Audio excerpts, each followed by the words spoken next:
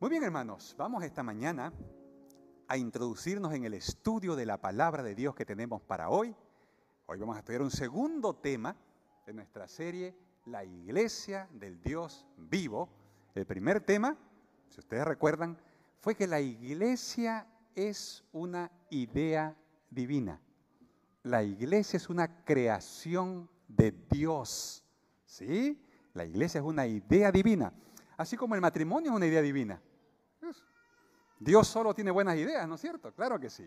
Y es nuestro privilegio poder ser partícipes de las ideas y de los planes de Dios. Y el apóstol Pablo realmente estaba impresionado con este concepto y esta idea de la iglesia. Algunos estudiosos de la Biblia nos comentan que cuando uno lee los escritos de Pablo, descubre que Pablo tenía dos pasiones. La primera pasión era Cristo. Por eso Pablo llegaba a decir, para mí el vivir es Cristo, es Cristo, es Cristo. No había nada más precioso para Pablo que Cristo Jesús, su amado Salvador, quien lo había derribado de un caballo en el camino a Damasco, pero que lo había llamado a una vida nueva en Cristo Jesús. Pero junto con Cristo, Pablo tenía una segunda pasión. La segunda pasión de Pablo era la iglesia. Él estaba sorprendido, maravillado, esa es la palabra, él estaba maravillado. Cuando tú lees con atención el primer capítulo del libro de Efesios, es un canto de alabanza. Él es como que no tiene palabras para describir el gozo que siente al ver esta maravilla que es la iglesia, esta nueva sociedad, porque esa es la iglesia. Para Pablo, la iglesia es una nueva sociedad. La iglesia es parte del plan de Dios para unir y reunir todo lo que el pecado separó. Miren, el pecado quebró. ¿Qué fue lo primero que el pecado separó? Separó el cielo de la tierra. ¿Ustedes recuerdan? Una vez que Adán y Eva pecaron, ellos ya no salen a recibir a Dios cuando Dios viene a buscarlos. Ellos se van a esconder. La relación con Dios se había quebrado. Y luego de que la relación con Dios se quiebra, entonces se quiebra la relación entre ellos, entre Adán y Eva. ¿No es cierto? Porque cuando Dios le dice, ¿qué pasó? Adán dice, la mujer que me diste. Ahí comenzaron los problemas, ¿no? La mujer que me diste, dice Señor, ella fue la que me sedujo. Yo solo hice lo que ella me dijo. Y comenzó la fractura entre los seres humanos. El pecado quebró la relación entre el cielo y la tierra y entre el hombre y su prójimo. Y entonces Cristo Jesús viene para realizar la obra de la salvación, de la restauración, pero también es una obra de reconciliación. Viene a reconciliarlo todo. En Cristo Jesús, nuevamente el cielo con la tierra tienen conexión directa. La cruz de Cristo Jesús. Por eso Dios, Cristo Jesús, se hizo hombre. Esta es la maravilla de maravillas. Dios vuelve a unir lo divino con lo humano. Cristo Jesús tiene ambas naturalezas. En Cristo Jesús lo humano y lo divino se unen para siempre. Amén. ¡Qué maravilla! En Cristo Jesús lo humano y lo divino se unen para siempre. Cuando estemos en el cielo con Cristo Jesús, veremos las huellas de los clavos. La humanidad es algo que Cristo Jesús lleva con Él para siempre. Esta es una maravilla, es una idea que rebasa cualquier capacidad de comprensión. Por eso la palabra de Dios dice que el Verbo se hizo carne. Dios se hizo carne. Dios no era carne. Dios no era carne. Dios era Dios. Pero el Verbo, Dios, se hizo carne. Llegó a ser uno de nosotros. Y Cristo Jesús llevó con Él la humanidad al cielo una vez que fue resucitado. Él es nuestro hermano mayor, Él es nuestro representante. Él ya está allá abriendo un camino para nosotros. Y mientras tanto, esta obra de reconciliación entre el cielo y la tierra debe ser seguida por la segunda fase de la reconciliación, que es la reconciliación entre los seres humanos. Porque en Cristo Jesús llegamos a quebrar toda barrera. En Cristo Jesús todo obstáculo, toda separación es dejada de lado y los que antes era imposible que se junten, ahora llegan a ser hermanos en Cristo Jesús. La reconciliación es completa. Por eso dice Efesios 1:10, a su debido tiempo, Dios reunirá todas las cosas y las pondrá bajo la autoridad de Cristo. Todas las cosas que están en el cielo y también las que están en la tierra. Ese es el momento final, la restauración final, el momento de la gran reunión final. Amén. Y Dios quiere que estemos allí, hermanos. Y mientras tanto, en esta tierra, Dios quiere que esa obra de reconciliación se inicie. Y esa obra de reconciliación se inicia ¿dónde? En la iglesia. La iglesia es ese lugar. ¿Podemos pasar a la siguiente diapositiva, por favor? La iglesia es ese lugar donde Dios entonces nos reúne y nos reconcilia. ¿Sí me ayudan con la siguiente diapositiva? Allá arriba, por favor. Can you pass the next? Excelente. En la iglesia Dios destruye todas las barreras humanas y reúne a quienes no podrían hacerlo de otra manera. Y miren ustedes, hermanos, Cristo Jesús fundó la iglesia. Y ya con el grupo de discípulos uno comienza a ver que este era el propósito y el concepto. Cuando usted ve la lista de los 12 discípulos, en ese grupo de 12 había personas que jamás hubieran pensado estar sentados en una mesa con el que tenían al frente. Allí estaba Leví, el cobrador de impuestos. En la sociedad judía, cobrador de impuestos era sinónimo de traición a la patria. Él se había vendido a los romanos y cobraba impuestos a su gente, a su pueblo, para entregarle a quién el dinero, a los romanos. Y de paso sacaba una porción para él. ¿No es cierto? Ustedes se imaginan cómo eran considerados los cobradores de impuestos. Leví, Mateo, era cobrador de impuestos. Ese había sido su oficio, era conocido como el cobrador de impuestos. Ahí estaba Leví, el traidor a la patria. Al frente de él estaba sentado Simón el celote. ¿Quién eran los celotes? Los celotes eran judíos revolucionarios que a través de la violencia y la guerra de guerrillas, era un guerrillero, querían hacer caer el poder romano. Ellos odiaban a los romanos y a todos aquellos que apoyaban a los romanos. Así que en ese grupo de 12 discípulos, ustedes pueden imaginarse, yo imagino que la primera que se sentaron juntos esos dos, cómo se respiraba la tensión en el aire, ¿no? ¿De qué hubieran conversado esos dos? Pero ahí estaba Jesús. Cristo Jesús es el puente, el vínculo, la unión. Cristo Jesús hace que la unión imposible se vuelva posible. Por eso cuando Pedro recibe la orden de Dios, ustedes recuerdan la visión de Hechos capítulo 10, esa visión de los animales que bajan en ese lienzo, ¿no es cierto? Hechos 10, Pedro estaba allí en la hora de oración, recibe una visión, un lienzo lleno de animales inmundos.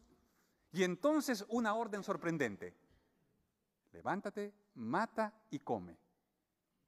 Y Pedro dice, momentito, yo soy judío, yo no como animales inmundos, ni siquiera los toco. No, yo no puedo comer esto. Segunda vez, levántate, mata y come. Tercera vez, levántate. Lo que Dios ha purificado, tú no lo llames inmundo. Dios no estaba tratando de decirle que ahora ya no había alimentos inmundos o no. No está hablando de la alimentación. A través de ese símbolo, Él lo estaba preparando para que Pedro pudiera dar el siguiente paso en su ministerio. Hasta ese momento Él solo lo había predicado a judíos. Él estaba convencido que el Evangelio era para los judíos y que el que quería recibir el Evangelio tenía que hacerse judío. Pero Dios estaba listo para llevarlo a dar el siguiente paso. Y ese mismo día, a ese mismo momento, tocan la puerta. ¿Quiénes eran? Eran los siervos de Cornelio, un oficial romano, quien estaba siendo poderosamente llamado por el Espíritu Santo a entregar su vida a Dios, a kilómetros de distancia. El Espíritu Santo está trabajando allá. Y ahora entonces Dios le dice a Pedro, anda con él. Anda a predicar a los gentiles. Nosotros no imaginamos, hermanos, todo el terremoto mental que hubo en la mente de Pedro. Tenía dos problemas. Uno, que primero su propio prejuicio. ¿Cómo iba a entrar a casa de gentiles, de paganos? ¿Cómo era? Él nunca lo había hecho. ¿Cómo iba a ser? Eso era una aberración para un judío. Y en segundo lugar, el problema que tenía era ¿qué le iba a decir a los otros judíos? ¿Qué explicación le iba a dar? ¿Qué le iba a decir? Él que era un líder de iglesia, ¿qué iba a decir? ¿Qué excusa iba a poner para explicar que se habían metido a la casa de los odiados gentiles? Recuerden ustedes que los judíos cuando oraban cada día agradecían a Dios un motivo de oración. ¿No es cierto? Ellos oraban. Porque no eran judíos, ¿no? Oraban porque no eran mujer. Oraban porque no eran gentiles. Y oraban porque no eran esclavos. Por eso ellos agradecían a Dios por eso, estaban orgullosos. Y ahora él estaba en la casa de un gentil. Pero maravillas de maravillas, hermanos. Ese gentil había sido escogido por Dios para ser parte de la iglesia del Señor y el Espíritu Santo. Él fue testigo luego de predicar cómo el Espíritu Santo descendió sobre todo ese grupo, porque estaba Cornelio con toda su casa allí. Y todos fueron convertidos por el poder del Espíritu Santo. Dios hizo un milagro. Dios reunió. Esa unión imposible solamente es posible en Cristo. Y eso es la iglesia, hermanos. Es esa unión, ese lugar donde Dios nos reúne con gente que nunca habríamos escogido nosotros reunirnos. Nosotros estamos acostumbrados a juntarnos aquí, ¿no es cierto? Pero mírense ustedes. Si no fuera por la iglesia, ¿se hubieran juntado nos habríamos juntado de alguna manera? Yo creo que no. Yo agradezco a Dios, hermanos, por el privilegio de estar con ustedes aquí, en esta iglesia. Dios me trajo de miles de kilómetros para unirme a esta iglesia, ¿no es cierto? Con hermanos que han venido del Salvador. Mire qué lindo eso, ¿no? Del Salvador. Alabado sea Dios. Otros Dios los trajo de Chile. Alabado sea Dios. Otros los trajo de Perú. Otros los trajo de Colombia. Otros vienen de aquí de Australia. Dios reúne, Dios llama, porque la iglesia es eso, es la reunión de aquellos que han sido llamados por Dios para juntarse con otros que han sido llamados por Dios. Y los llamados por Dios son llamados por Dios, no son llamados por ti. En la iglesia no están los que tú quieres que estén, en la iglesia están los que Dios quiere que estén. Y esos que Dios ha traído a la iglesia, Él los ha traído para que sean tus hermanos, tus hermanas. Tenemos que entender eso, hermanos. Los que Dios ha reunido, nosotros no podemos llamarlo inmundo. Quizás como Pedro tenemos la tendencia a decir, sí, este es mi hermano, este no es mi hermano. Esta es mi hermana, esta no es mi hermana. Este sí, este no. Por ahí hay gente que piensa que en la iglesia Dios nos ha dado la facultad de escoger quién es mi hermano y quién es mi hermana. No, hermanos. Dios no te ha dado esa facultad. Dios no te ha dado esa posibilidad. Dios te ha escogido a ti como lo escogió a él, como lo escogió a ella. Y una vez que Él te escogió, Él escogió también quiénes iban a ser tus hermanos. Todos somos parte de la familia de Dios en igualdad de condiciones. Porque a los pies de la cruz, hermanos, no existen jerarquías. No existen divisiones. Al pie de la cruz todos somos pecadores, redimidos por la gracia de Cristo Jesús, necesitados de su perdón, necesitados de su salvación, necesitados de su restauración. Tenemos las mismas necesidades. Todos necesitamos un Salvador. Por eso somos hermanos. Somos hermanos. Tenemos el privilegio de llamarnos hermanos. Esa es la iglesia. Es el lugar donde Dios te reúne con tus hermanos. Y yo alabo a Dios, hermanos, por la presencia de cada uno de ustedes. ¿Por qué estás aquí esta mañana? ¿Quién te trajo aquí? Y podemos contar la historia, sí, acá mi mamá, mi tía, mi prima. Podemos contar, sí. Usualmente Dios usa instrumentos humanos para invitarnos a ser parte de su iglesia. Es parte de su plan. Pero hermanos queridos, finalmente es fundamental que tú entiendas que el llamado a estar hoy aquí en su iglesia es el llamado de Cristo Jesús a través de la obra del Espíritu Santo. Tú no estás de casualidad hoy aquí. Tú no estás. Si estás hoy sentado aquí, tú no estás de casualidad. Dios te está llamando para que te unas a Cristo. Y vamos, por favor, a pasar a la siguiente diapositiva. Next. Muy bien. Dios nos ha llamado a todos nosotros para que seamos parte de esta creación divina. La iglesia es eso, la iglesia es un diseño divino, es una nueva sociedad, lo que las teorías políticas, económicas y sociales jamás lograrán. El capitalismo no lo va a lograr, hermanos. El comunismo tampoco. El socialismo tampoco. Y puedes hacer la lista de todas las filosofías e ideologías que tú quieras. No hay ideología humana que pueda quebrar las barreras que existen entre los seres humanos, porque los seres humanos por naturaleza somos constructores de barreras, porque somos egoístas. Estamos manchados con el virus del egoísmo. Y es el egoísmo el que hace que nos convirtamos expertos en levantar muros, en levantar barreras, en separarnos entre nosotros y creer que nosotros somos mejores que otros. Pero eso no es verdad.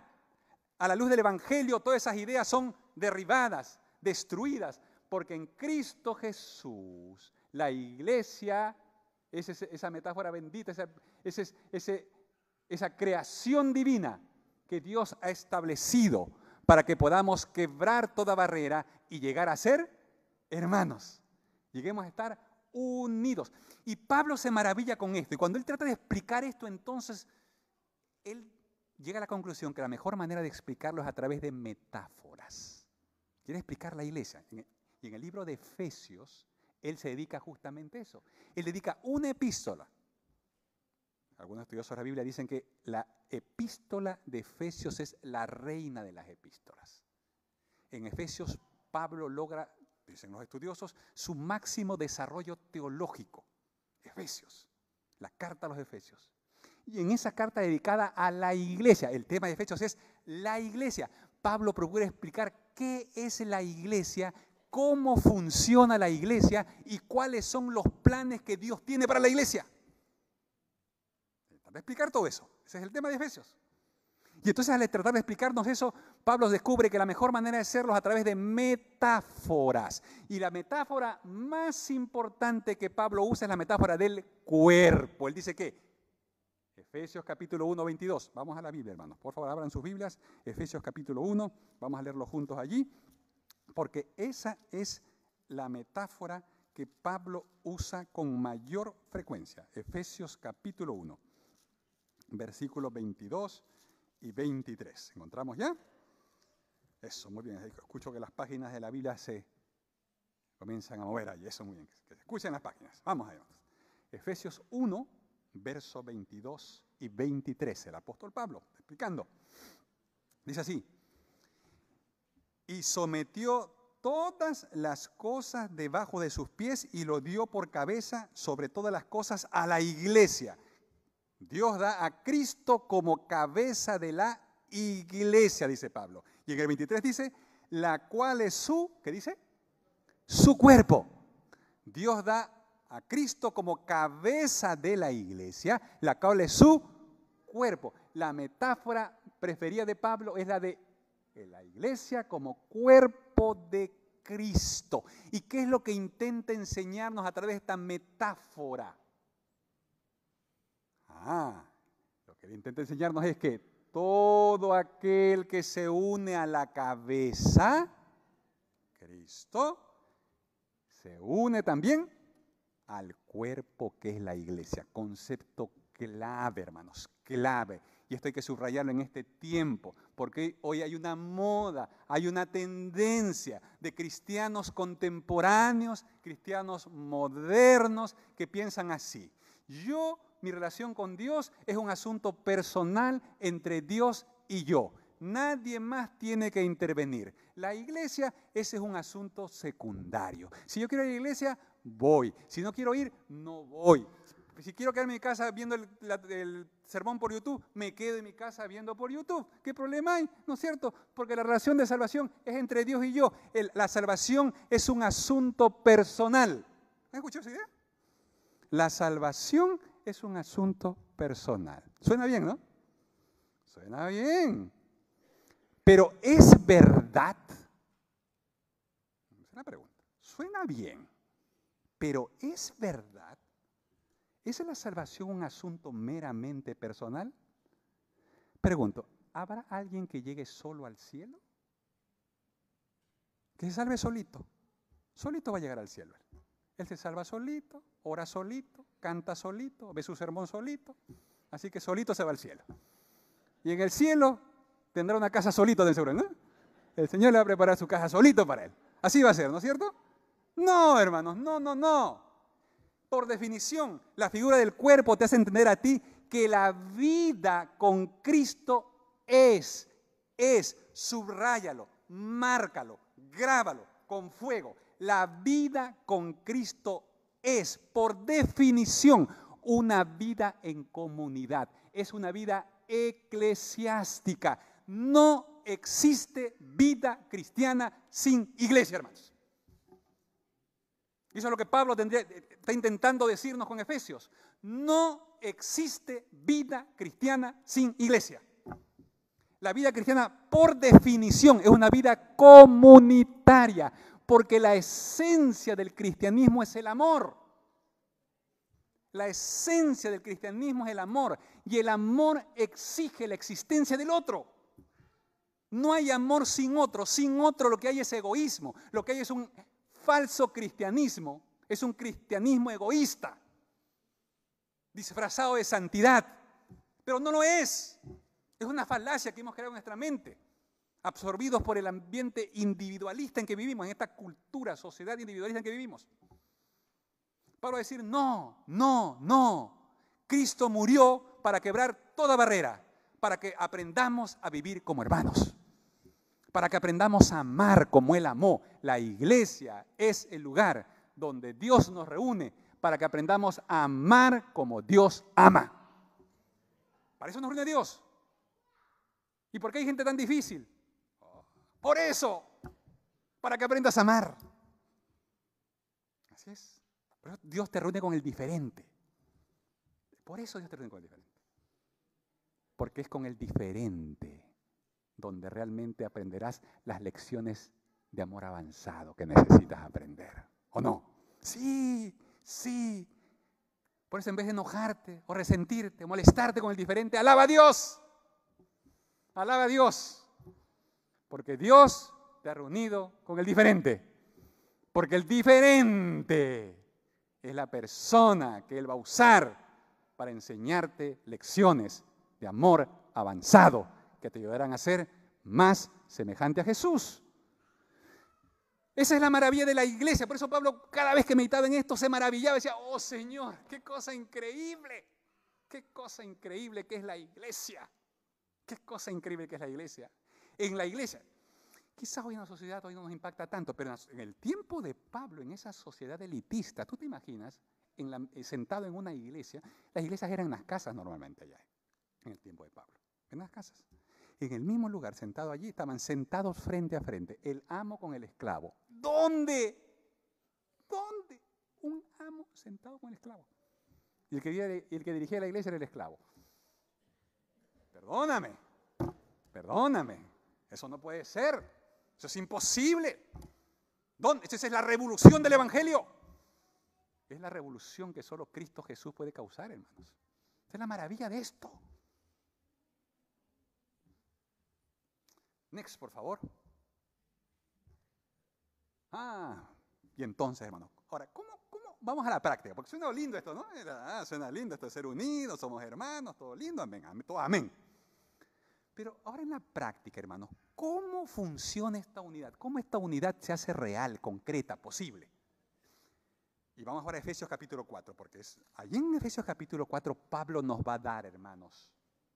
El siguiente, por favor, next. Nos va a dar 3 elementos claves.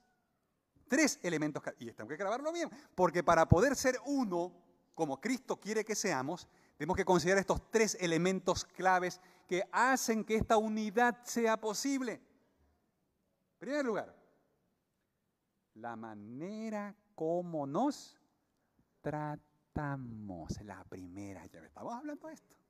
La manera como nos tratamos. Efesios capítulo 4, verso 1 y 2. Dice allí la palabra del Señor. ¿No es cierto? Pero la manera como nos tratamos. Efesios 4, 1 y 2.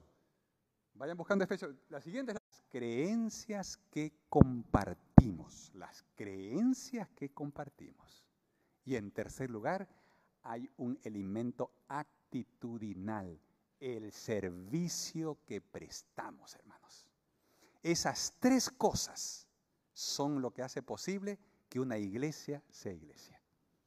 Una iglesia unida, como es el plan de Dios. Una iglesia que es el cuerpo de Cristo. Y vayamos rápidamente a ver cada una de ellas. La siguiente diapositiva, por favor, next. Si me ayudan, por favor, allá arriba, next, sí. La siguiente. Se pegó, creo. A ver, ¿pueden pasar a la siguiente? Gracias. Vamos a leer ahora sí entonces Efesios 4, 1 y 2. Dice la palabra de Dios. Dice ahí, miren, vamos a escuchar ahí la palabra de Dios. Dice, yo pues, preso en el Señor, os ruego que andéis como es digno de la vocación con que fuiste llamados, con toda humildad y mansedumbre, soportándoos con paciencia unos a otros en amor. Ahí está. Humildad, mansedumbre, paciencia y amor. Las marcas de las relaciones entre hermanos de iglesia. Amén. Humilde. Griego tapeinos. Humilde. ¿Quién es este humilde? De nuestra palabra humildad viene vía latín humus, tierra. Humilde. El que anda por la vida sin tratar de llamar la atención sobre sí mismo. Humilde. El que anda por la vida sin procurar ser el centro de atención, sin llamar la atención sobre sí mismo. En la iglesia no estamos para llamar la atención sobre nosotros mismos, hermanos. En la iglesia estamos para exaltar el nombre de Cristo Jesús. Él es el único grande. Él es el único que merece reconocimiento. Por un lado. Por otro lado, la humildad te permite reconocer que tu hermano también es valioso. ¿Sí? Es valioso. Es así. Tu hermano es valioso. Tu hermano tiene dones, tiene habilidades. La humildad te permite reconocer eso. No te molesta. ¿No? Porque cuando estás movido por el egoísmo, te incomoda que el otro sobresalga. Te incomoda. ¿Y por qué lo eligieron a él? ¿Y por qué la eligieron a ella? Egoísmo. La humildad te permite reconocer que el otro, la otra, también tiene capacidades, es una persona que tiene dignidad, que tiene valor. Y nos tratamos por eso con consideración y respeto, porque todos somos valiosos a los ojos de Dios, hermanos. Importante la humildad. La mansedumbre, wow, este es un paso mayor, ¿no? Por eso Jesús dijo, ¿no? Aprended de mí que soy manso y humilde de corazón. ¿Qué es la mansedumbre? La mansedumbre es la capacidad de no enojarse frente a la injusticia que cometen contra mí. Oh, ligas mayores. Esa ya es nivel universitario, ¿no? Ese es ya posgrado. Posgrado en carácter cristiano. No se enoja cuando lo tratan injustamente. Manso. Se enoja cuando tratan injustamente al otro. ¿Qué le molesta? Molesta que traten injustamente al otro. Eso le molesta. Que traten mal al débil, que traten mal al vulnerable, eso lo molesta. Le molesta eso. Las injusticias que cometen con el otro, eso lo molesta. ¿Las injusticias que cometen contra él o ella? No. Alabado sea Dios. Eso es un milagro, hermano. Esto es el Espíritu Santo. Bueno, Dios nos trae iglesia para que aprendamos esa clase de lecciones, hermanos. ¿Dónde más puedes aprender esto? Yo te pregunto, ¿dónde más puedes aprender mansedumbre? ¿En el trabajo? ¿En la universidad? ¿Te enseñan mansedumbre? No. Esta es la revolución del Evangelio, hermanos. El mundo no ama a los humildes.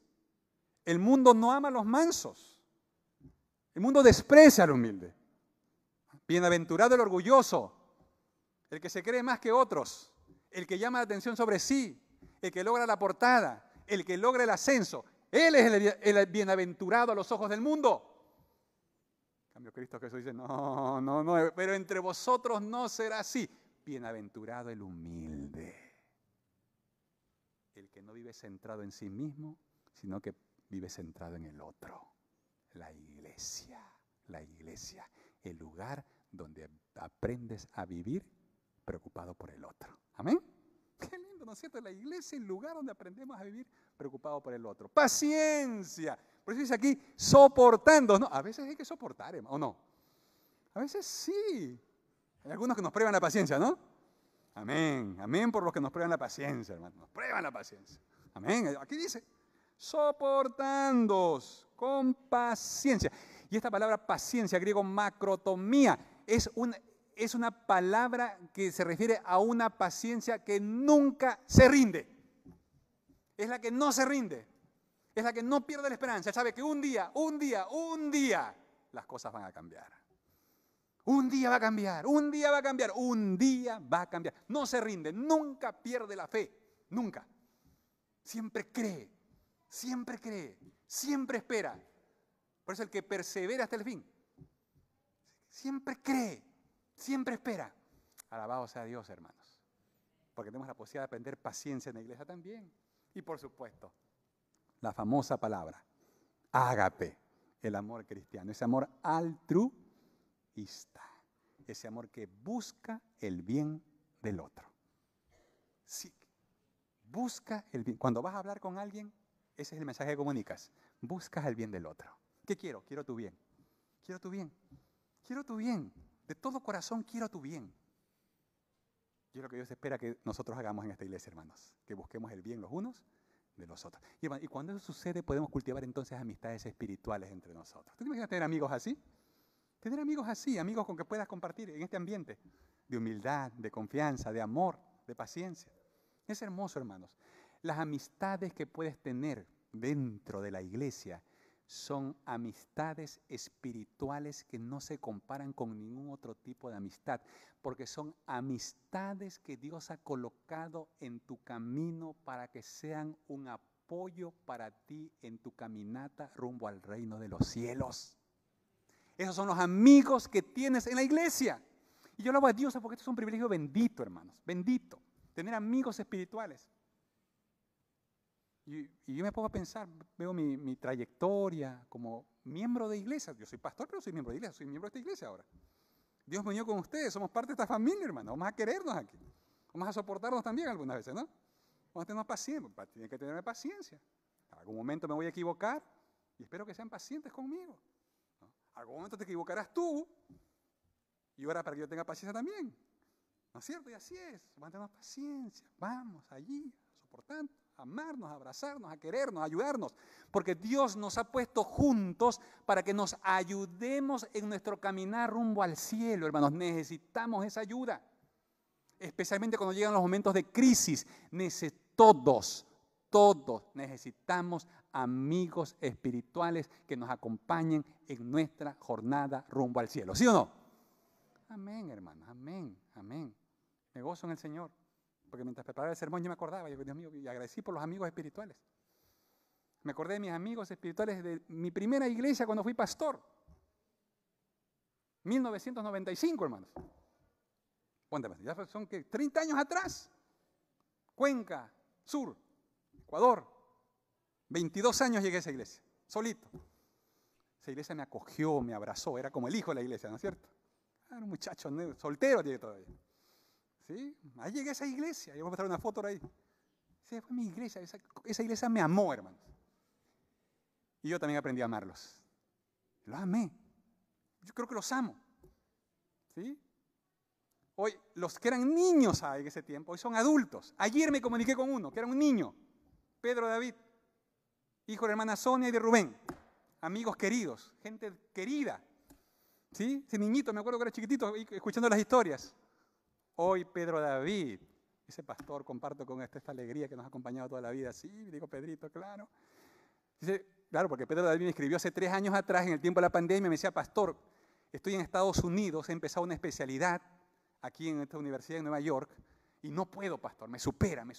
O sea, ya todo el conocimiento de la ciencia es bastante, y encima hacerlo en inglés, yo no puedo, pastor. Y su mamá me llama, hermana Sonia, pastor, anímelo, se quiere volver. Y ahí estuvimos orando y animando a Pedro, Pedro, Dios te ha llevado, tienes que perseverar, Pedro.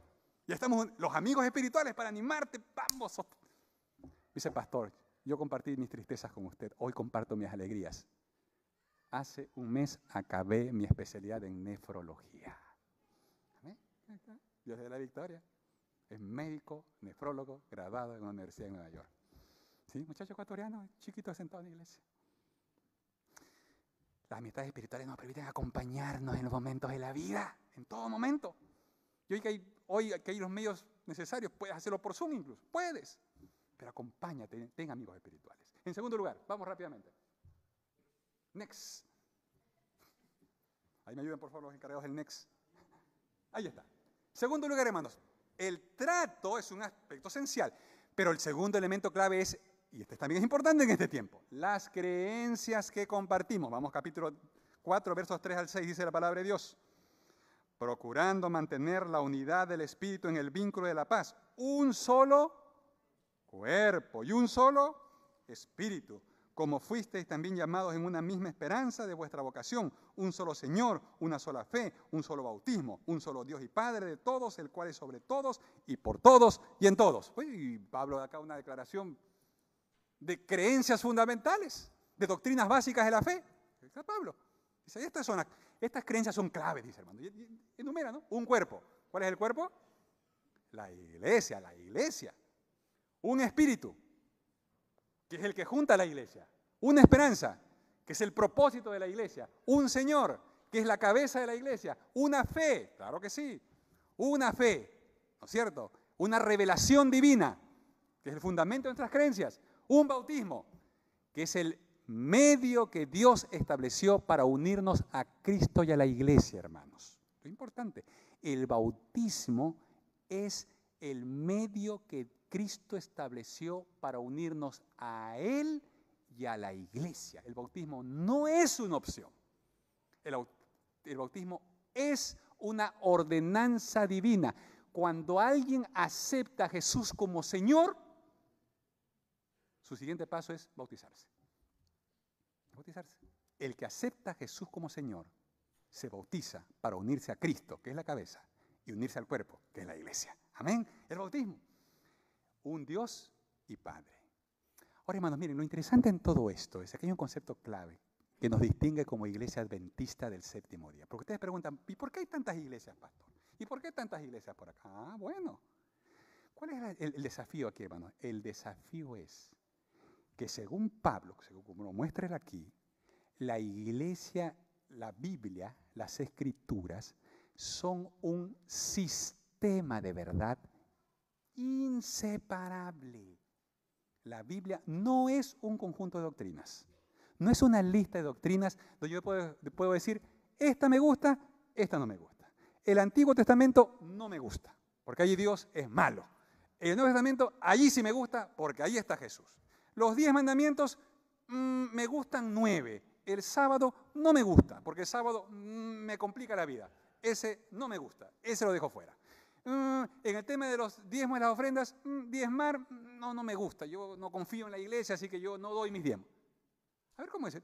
Hay gente que piensa que esto es un menú, hermanos. Tengo que va al restaurante. Piensa que la iglesia es un restaurante religioso, hermanos. Y no es broma. Hay gente que se acerca a la iglesia como si, en esta mentalidad de consumo de la sociedad, ¿no es cierto?, en que vivimos, consumistas. Llegamos a la iglesia con una mentalidad de consumo. De consumo. Pensamos que es dice, si predica alguien que me gusta, yo voy. Escuchamos a esa gente. Pastor, ¿quién va a predicar el próximo sábado? La gente planifica si viene o no viene de acuerdo al predicador. Ah, interesante. Mentalidad de consumo. Ese es consumo. El cliente, ¿no? El cliente escoge. Si no, me quedo en mi casa viendo YouTube, ¿no? Claro, me quedo en YouTube. O me voy a otra iglesia donde va a predicar el que yo quiero. Ah, listo. Esto es así fácil. Mi hermano, y esto no es broma, esto es realidad. Esto es lo que viven hoy miles de cristianos. Cristianos consumistas. Que andan saltando de aquí para allá, de aquí para allá, buscando la oferta que más les satisface. Cristiano consumista. Hermano querido, por favor. No. La Biblia es un sistema de verdad inseparable. Tú aceptas toda la Biblia o no la aceptas. Se acabó. No hay más. Y déjeme decir, hermanos, y aquí tenemos que ser claros con esto. Los adventistas del séptimo día aceptamos toda la Biblia como revelación de Dios. Somos prácticamente la única iglesia que acepta la historicidad del relato de Génesis 1 al 11. No existe hoy otra iglesia cristiana que crea que la creación es un relato literal. Nosotros los adventistas creemos que Dios dice que creó el mundo en 7 días. Lo creó en 7 días. 7 días literales. Eso creemos los adventistas. Porque eso es lo que dice la Biblia. 7 días literales de 24 horas. Eso es. Tarde y mañana. Día. Día.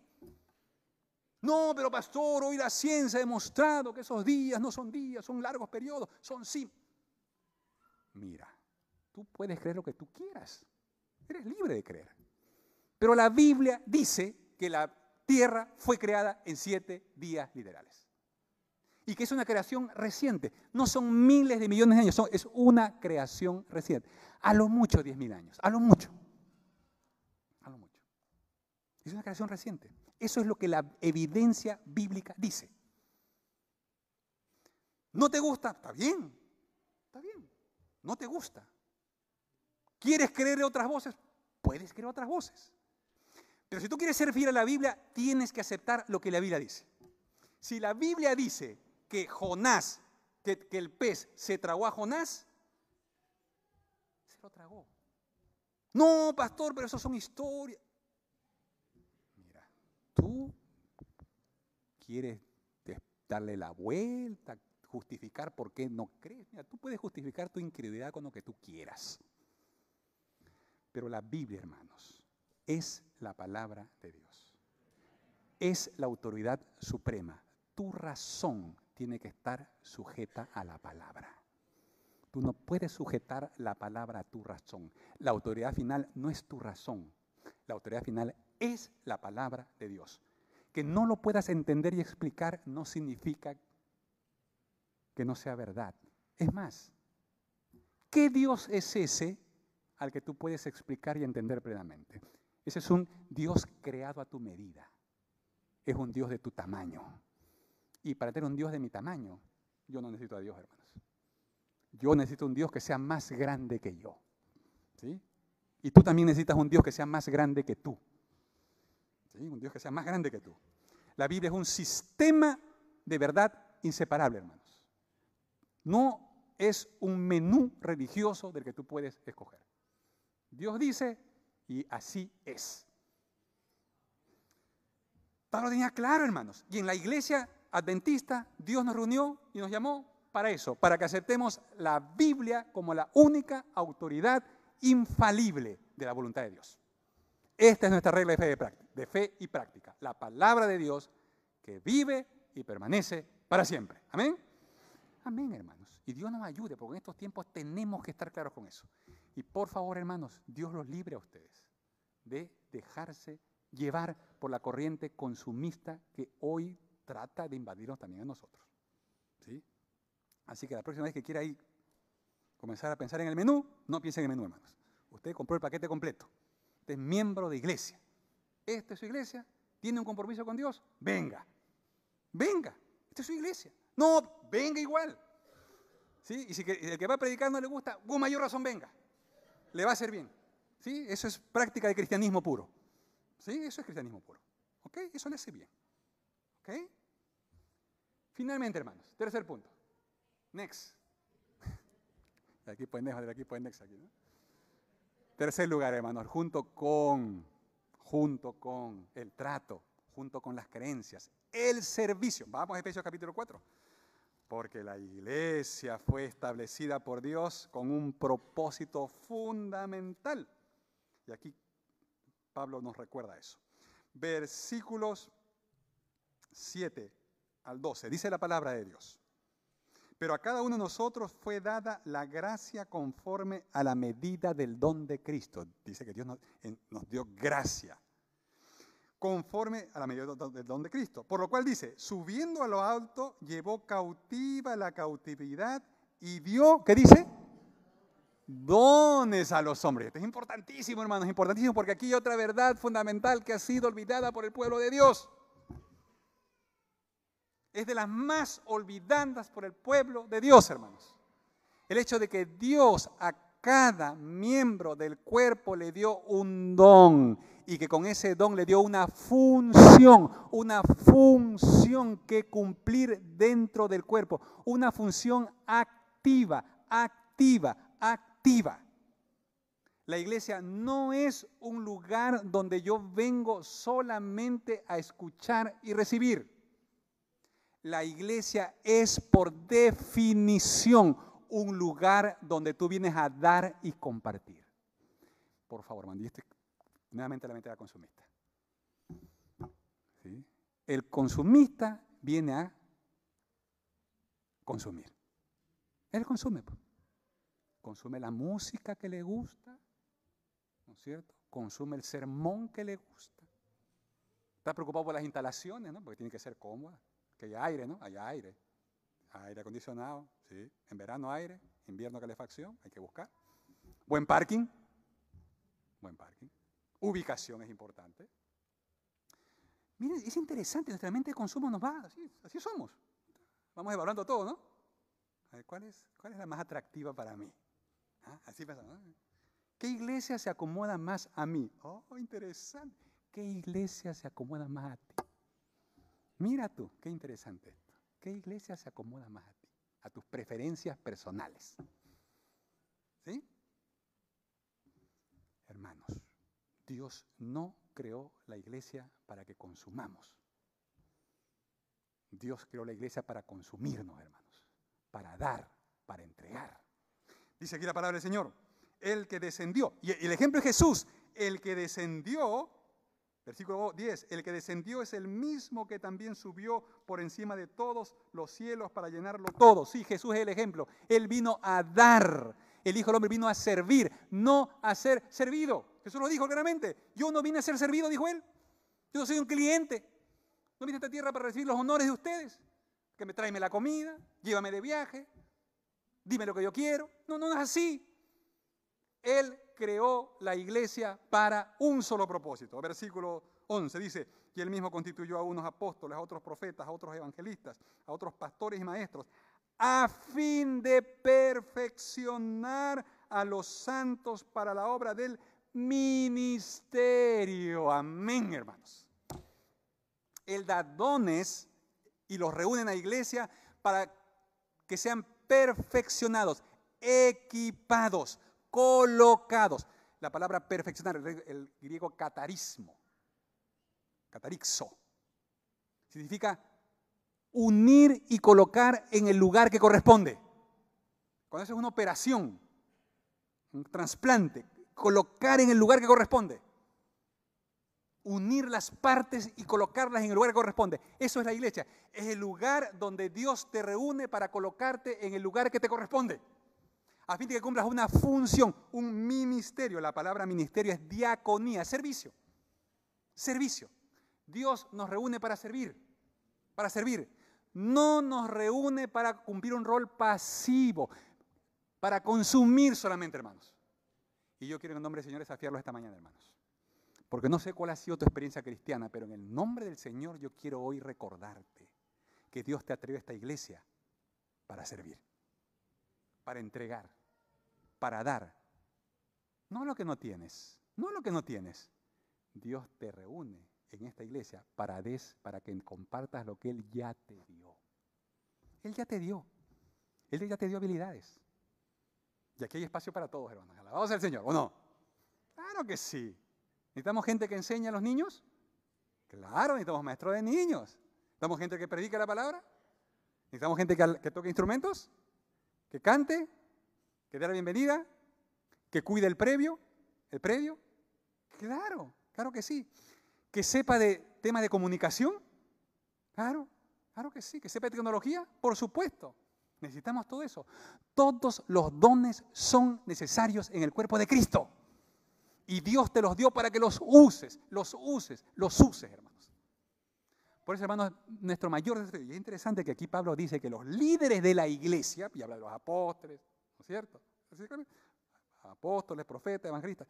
Los líderes de la iglesia tienen el deber, mi deber como pastor de iglesia, El día que Walter Laña fue elegido pastor de la iglesia de Weatherill Park. Muy bien, ¿cuál es mi deber delante de Dios? Ayudar a que cada miembro cumpla el servicio al cual Dios lo ha llamado, hermanos.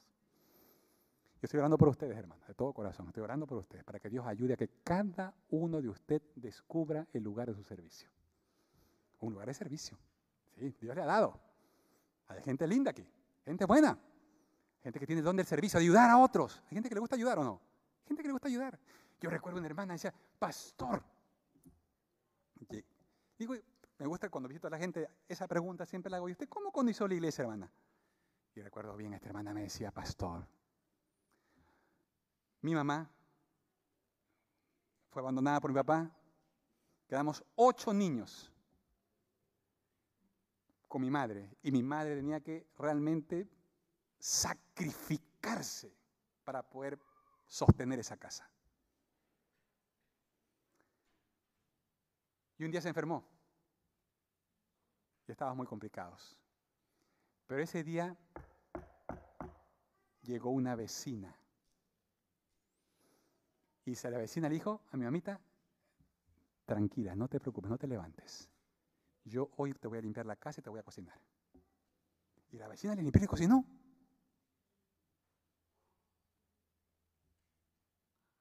Ese día. Al otro día, volvió la vecina y volvió a ayudarla. Resumen de la historia, hermanos. El amor de esta vecina que vino a cocinar y a limpiar esa casa fue la que trajo a los pies de Cristo a esta mujer con sus 8 hijos. Así fue. El don. Servicio. Eso es. ¿Hay gente aquí que le gusta limpiar o no? Sí, limpian lindo, perfecto, hermano. Hay gente que necesita que le ayudemos a limpiar, ¿o no? Sí. ¿Usted cocina rico? Bueno, es un hermoso don, cocina rico. Hermanos queridos, los dones que tu don es indispensable para la causa de Cristo. Next, por favor. El sueño de Dios, hermanos. Miren ustedes, este es una visión de Elena G. de White. Ella describe una iglesia en San Francisco. Y miren cómo era esta iglesia. Dice ella así, durante unos pocos años la colmena de San Francisco. ¿Cómo llama la iglesia? La llama una colmena. Así que nosotros vamos a hacer la colmena de Weatherill Park, hermano. ¿No es cierto? Así vamos a hacer cada uno una abeja. ¿Ustedes han visto una abeja, hermanos, patas arriba durmiendo? ¿No? ¿Han visto cómo son los panales de abejas? Oh, ¿quieren intensidad? ¿Quieren actividad? Vean un panal de abejas. Durante unos pocos años la colmena de San Francisco ciertamente ha sido muy activa. Muchas diferentes clases de actividades misioneras han sido realizadas por nuestros hermanos y hermanas allí. En ellas se han incluido visita a enfermos. Qué lindo, el don de visitar enfermos, hermanos. Lo necesitamos. Necesitamos, hoy por favor, necesitamos gente que visite enfermos. Tenemos enfermos. No nos abastecemos para visitar a todos. Necesitamos gente que visite enfermos, por favor. El encontrar hogares para huérfanos y trabajo para los desocupados. Tremendo esto, hermano. Huérfanos. El don de cuidar niños desamparados. ¡Wow! Tremendo. Mire, esto es una iglesia local como esta, hermanos. Es una iglesia como esta. Sí. Prestar atención médica a los enfermos, enseñar la verdad de casa en casa, distribuir publicaciones, dar clases sobre la correcta manera de vivir, el cuidado de los enfermos, escuela para niños, lugar para obreros, un dispensario, sala de tratamientos, almacén de alimentos saludables, tenían un restaurante vegetariano, hermano. ¿Se imaginan ustedes que tienen un restaurante vegetariano aquí? El restaurante vegetariano de la iglesia de Weatherill. ¿Ustedes se imaginan eso, hermano? El restaurante vegetariano de la iglesia de Weatherill Park. ¡Oh! ¿Podríamos hacer algo así, ¿no, hermano? Yo los miro a ustedes y les digo, ¿sabe qué? Podríamos tener 2 o 3, hermanos. No 1, 2 o 3. Sí, sí. Si los dones se unen, los talentos se unen, si nos unimos en oración y en trabajo, hermanos, Dios nos puede usar para hacer maravillas. El cuerpo de Cristo, cuando se pone en movimiento, es usado por Dios para hacer cosas imposibles, increíbles. Pablo por eso estaba maravillado con el potencial del cuerpo de Cristo. ¡Wow! Decía, oh, si la iglesia se pusiera a hacer lo que tiene que hacer, ¡wow! Si cada miembro ocupara su lugar, ¡wow! ¡Qué cosa tremenda, hermanos! Next, por favor, siguiente. Dios nos llama a edificar el cuerpo de Cristo, amando, creyendo y sirviendo, hermanos. Finalmente, la última. Y termino con esto. Next. Ahí está, hermanos, fotito, del recuerdo. La parte superior izquierda para ustedes, ¿no es cierto? Ese es Cuenca Sur, 1995. Estoy en la parte de atrás, allá estoy con unos lentes, cuando estoy riéndome justamente. ¿Sí? Esa iglesia, hermanos, mi primera iglesia. Es la primera iglesia que Dios usó para enseñarme lo que Él es capaz de hacer cuando nos amamos.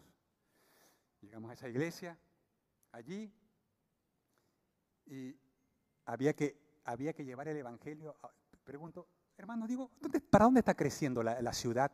Ese pastor está creciendo para el sur. Ah, qué interesante. ¿Y cuántas iglesias hay en el sur? No, pastor, en el sur no hay iglesia. Digo, hermano, ¿cómo que no hay iglesia si está creciendo para el sur? ¿Hay que hacer una iglesia allá? No, pastor, me dice, no. Hermano, hay que hacer una iglesia allá. Y comencé a orar, digo, Señor, ayúdame para que estos hermanos entiendan que nuestra misión es ir llevar la palabra de Dios al sur, donde no hay iglesia. Y comencé a preguntar, ¿será que hay un hermano que vive en la zona sur? Y encontré el dato, me dicen, pastor, en el sur vive un hermano que está resentido. El único que vive allá es uno que no viene.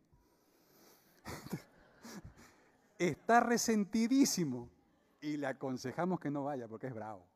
En el Ecuador usan esa palabra, ¿no? Es bravo. Tengan cuidado. Yo me puse a orar, me dijo, Señor, mira, hay que hacer la obra en el sur, tienes un hermano allá. Ayúdame, prepárame para visitar a este hermano. Así que oré, hermanos. Preparé mi corazón. Dame humildad, Señor, paciencia, capacidad de soportar lo que venga. Vamos. Así que un día conseguí dirección y fui.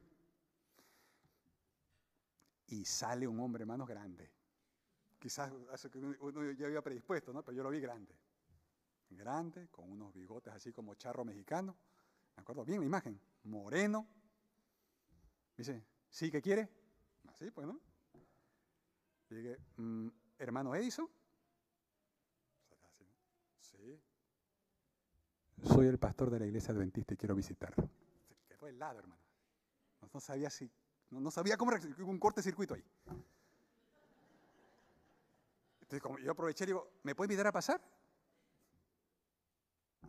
Pase, me dijo. Pase. Me senté. Media hora, hermanos, él dijo todo lo que quería decirme. Y me lo dijo de todas las maneras posibles. Sapos, culebras, lagartijas. Me dijo todos los pecados que teníamos en nuestra iglesia, todos nuestros defectos. ¿Por qué éramos gente que él no quería ver más? Todo el daño que le habían hecho. Después de media hora se le acabó el discurso. Yo oraba nomás, decía, Señor, Señor, Señor. Y lo único que Dios puso en mi mente fue, pídele perdón. Así que, hermano querido, mire, me da mucha pena todo lo que usted ha vivido y lo que he escuchado, mi hermano, pero yo solo quiero decir una cosa, he venido a pedirle perdón. Perdónenos. De todo corazón, perdónenos. Fue como una bomba, hermano. Ese hombre duro, fuerte, resentido, se quebró. Comenzó a llorar. Ese día el Espíritu Santo es un milagro, hermanos. Es un milagro. En la casa de Edison, en esa casa, comenzó un grupo pequeño. Comenzó el grupo pequeño de esa futura iglesia. Después tuvimos una campaña evangelística, hermanos. Se bautizaron 20 personas y se formó la iglesia de Cuenca Sur. Ese es el primer sábado que nos reunimos allá. ¿Sí?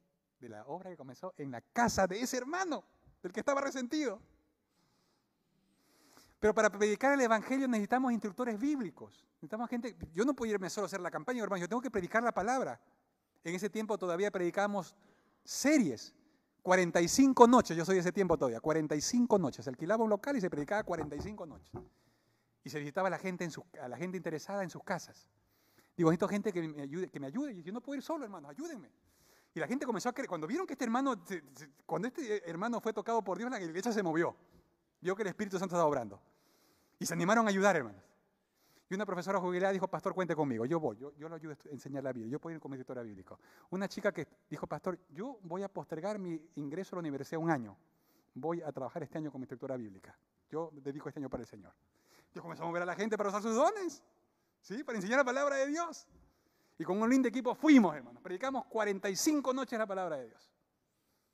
La palabra de Dios. Y Dios nos regaló esa preciosa cosecha. Preciosa cosecha. ¿Sí? Palabra predicada. La iglesia de Dios fue establecida. Los dones fueron usados. Antes de venir aquí, hermanos, esa foto a la izquierda, fui a visitarlos. Fui de vuelta. 30 años después. Ya los que eran niños ahora tienen hijos, ¿no? Familia querida. La hermana Sonia, la hermana Rubén, la hermana Yolita, Gaby, sus hijos. Gente querida, ahí están perseverando en la fe. Esta es la iglesia hoy. Puede predicar en ese templo hermoso. Dios les da un templo, ahora una capilla. Dios, hermanos, hizo maravillas en ese lugar. Porque cuando la iglesia de Dios se levante en el nombre del Señor para trabajar unida, Dios hace grandes cosas. Hermanos queridos, Dios nos ha reunido en este tiempo y en este lugar, en esta iglesia. Dios nos ha reunido en este tiempo y en este lugar, en esta iglesia. Dios te ha llamado a ti en este tiempo. Te puede haber llamado 5 años atrás, sí, o 5 años más adelante, sí, pero no, te llamó ahora. Ahora te llamó para que seas parte activa y viva del cuerpo de Cristo. Y Dios te pide que los dones que Él te dio, tú puedas usarlos para cumplir su obra, para servir a otros. Hermanos queridos, yo quiero hacer un llamado esta tarde. Quiero llamarte. Vamos a seguir trabajando en esto, firme. Pero quiero llamarlos para que nos unamos en amor, nos unamos en creencia y nos unamos en servicio. Para juntos en este lugar. Yo no sé qué obra quiere que Dios hagamos todavía. No tengo el alcance.